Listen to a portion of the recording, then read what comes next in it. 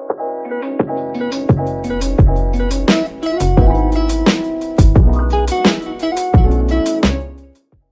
Saskatchewan Construction Safety Association is a member-driven nonprofit organization that focuses on reducing injuries in the Saskatchewan construction industry.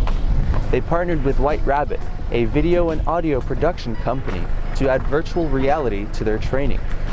The Sask team interviewed Ed Pyle, the manager of corporate development at the SCSA, to find out more about how it works and why they decided to add VR training into their program. Well, the VR system, what it does, it's a 360 virtual reality environment, and what it does is it drops a person into a live construction site in Saskatchewan, both small residential and a larger residential setting. And what it does is it has hazards on the construction site, which the user can point at, and once they discover the hazard, they have to figure out an option to manage the hazard. Okay. Now the goal of the system is, what happens is 25% of workers under the age of 25 are injured on the job. So what this tool is designed to do is give those young workers and others exposure to hazards on a job site, so that when they encounter them in the real world, they have experience and know that they need to look for hazards and there's ways of managing them. There are many advantages to using virtual reality training rather than a typical classroom and an online approach. A real-life experience is much better in terms of retention. However, it puts the workers' safety in jeopardy. Virtual reality was something we wanted to get into for quite some time, because it's very difficult to train a person about hazards on a job site without actually exposing them to a hazard. So it's a way to expose people to a hazardous situation without putting them in any real danger. Another main advantage to using virtual reality training is to ensure that construction workers have the safety skills they need. Some people tend to agree regardless of their level of understanding.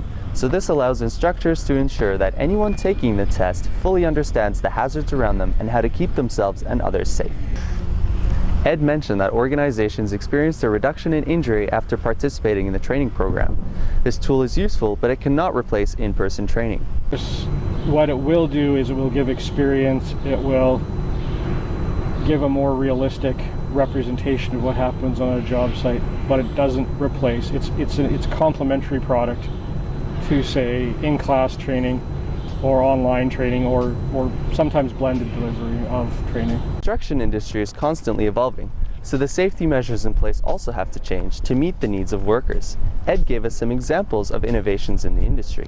We're seeing scenarios in some places where it's become quite cost-effective for construction companies to go in and use some kind of drone or robot to inspect sites.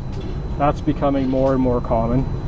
From a safety perspective, we're also starting to see things like exoskeletons, which means what will happen is, say, a worker doing something like drywall, which is extremely heavy, especially for somebody who's not very big. They'll wear an exoskeleton, and this exoskeleton will be an assistive lifting device and will help people put things like drywall into place. So it prevents a lot of injuries. The other thing that's emerging, and I know of commercially viable projects that have used 3D printing. Now, what will the impact be on building? What will the impact be on safety? That's to be determined. But the industry is changing and will continue to change, and there's some quite radical changes in the near term. Thank you for joining us for our Innovation Spotlight. Sask Inc. would love to talk to you and your team about how to incorporate innovation into your business.